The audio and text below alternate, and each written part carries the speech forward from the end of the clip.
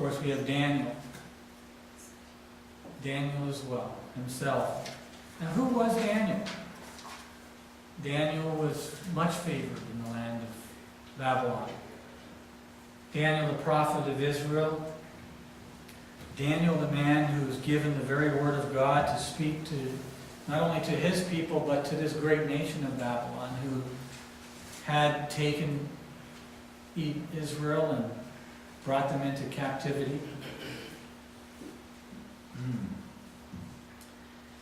And Daniel, who would not take of the food of the Babylonians, but would have his own food. And he was so favored in the land that it actually made those in power around the king jealous. And they thought, we must come up with some kind of plan. There must be some way that Daniel can be overthrown. And so they made this plan also that the king's image should be worshipped, and that at a certain time each day that everybody should bow down. We find that in Daniel chapter 6.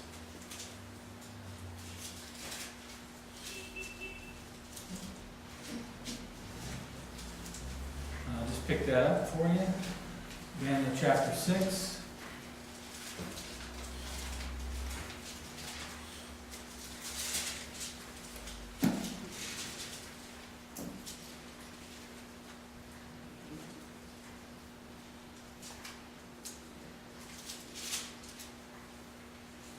We see here in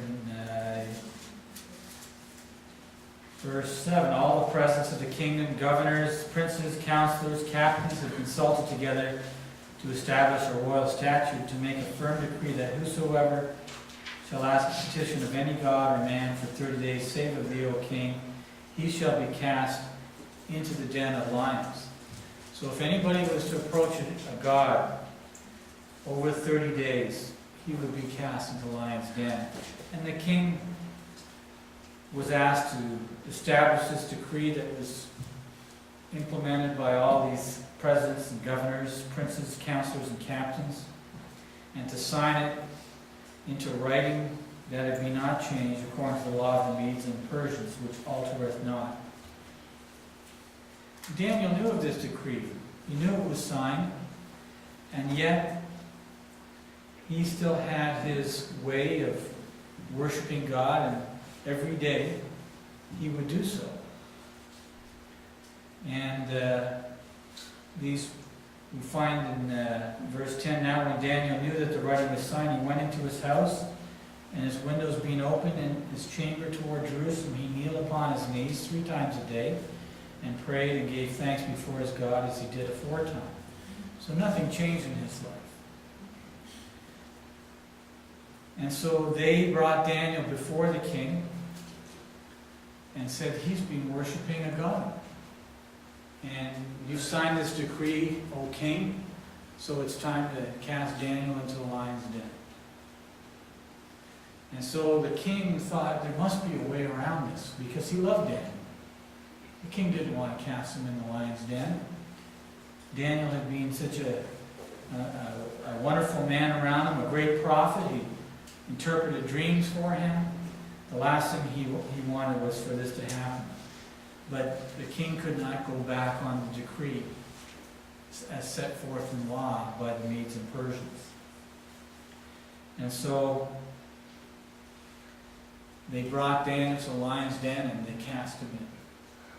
There was no avoiding the tribulation. There was no avoiding the suffering that was to come upon this man of God. God's own was to go through this persecution. God will not take him around another way, another path, but through the lion's den. And the king was up all night thinking about Daniel in the den, and came first thing in the morning. We see Verse 22, where Daniel had said unto the king, O king, live forever. My God has sent the angels and shut the lion's mouth, that they have not hurt me, for as much as before him innocency was found in me, and also before thee, O king, have I done no hurt. And the king was exceedingly glad, and commanded that the men were brought forth who had accused Daniel, and they were cast into the bottom of the den.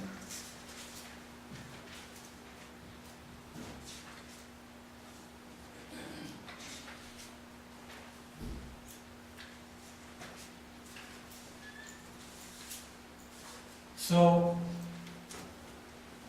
is it strange that all the things that have come upon us over the years we've been together, all the trials, all the tribulations, are ones that we have had to go through? Is it strange that we've had to endure? Is it strange that we've had to come through problems? We've had some of our own forms of persecution here. We've had suffering.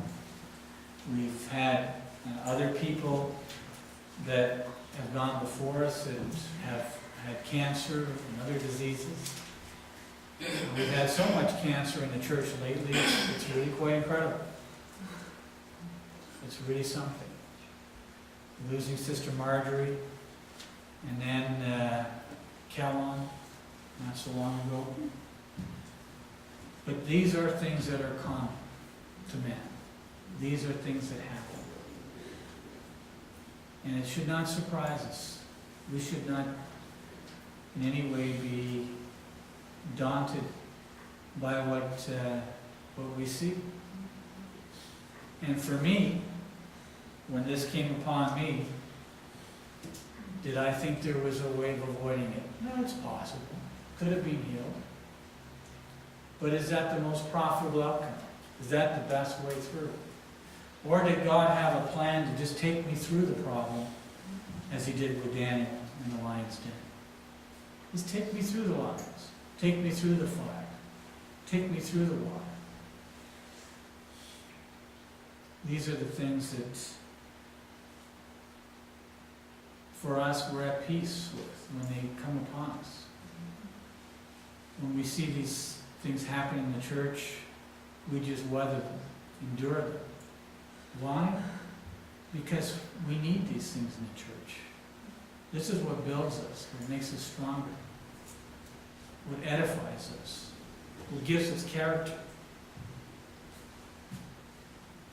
Turn your attention to 2 Corinthians chapter 13.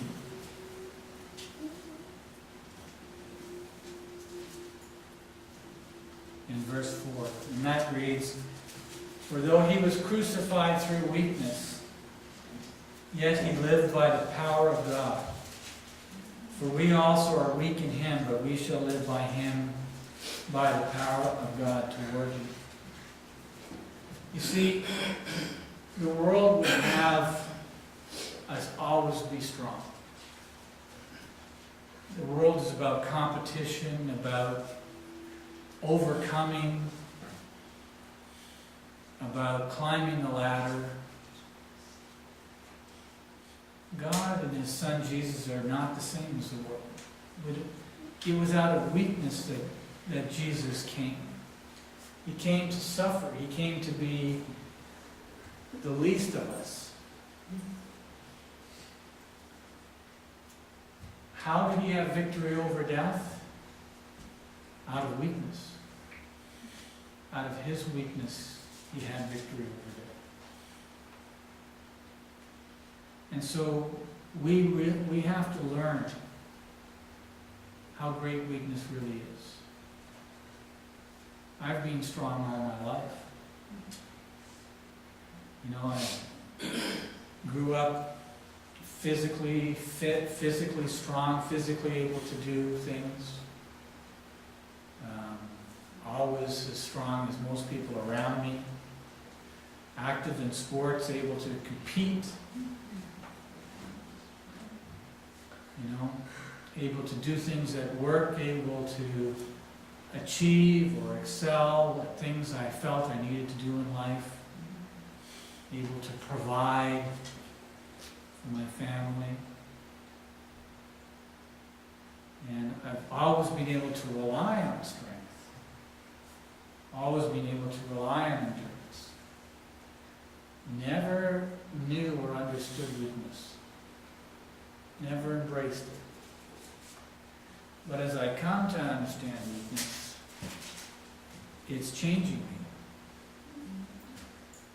And I'll get more into that in just a moment. But it's changing me. It's developing a nature in me that I never knew before. A side of my character that I've never developed. And I would tell you that weakness is a good thing. It's something for us all to embrace and to know. You know, we think in life, you know, we kind of, part of this American dream, tomorrow's always going to be better. Things are always going to get better. But you know what? The best days are when we're young. You know, those are the days when we're full of vim and vigor. That's really not what life's all about. Things getting better and better every day. You know, we get weaker as we get older. We do gain wisdom. You know, there are things that we gain and things that we are better at as we get older. But in the physical realm, in the flesh, things deteriorate. They don't get better. In the spiritual realm, things do get better. As we gain wisdom, knowledge, understanding, character, patience, all these things get better. That's the spiritual realm. The spiritual realm is not hindered by the law of thermodynamics, where things deteriorate, entropy, things kind of, wane on. And if weakness is good enough for Jesus, it's probably good enough for us.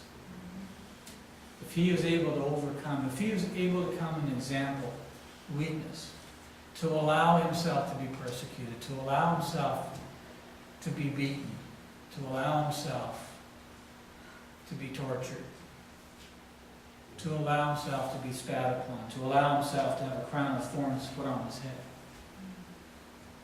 to allow himself to suffer because he was